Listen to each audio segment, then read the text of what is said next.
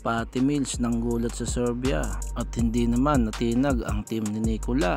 Si Patty Mills ay halos hindi na nga magmintes at tinambakan nila ang team ng 3-time NBA MVP.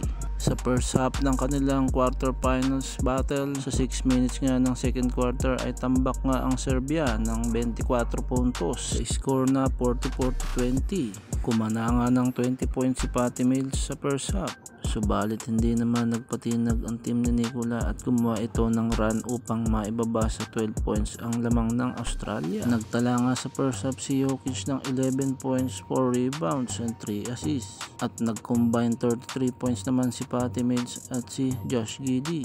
Sa third quarter nga ay nagtuloy-tuloy na ang run ng Serbia hanggang sa mabawi na nila ang lamang. Na-outscored nga ng Serbia ang Australia sa 25-11 third quarter.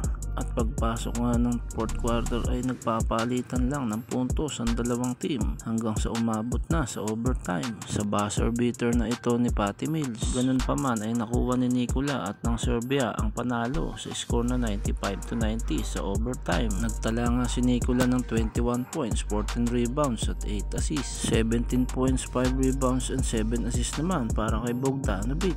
Sa kanilang epic comeback, laglag na nga ang Australia at aabante naman sa semifinals ang Serbia at haharapin nila ang team ng USA ni Lebron.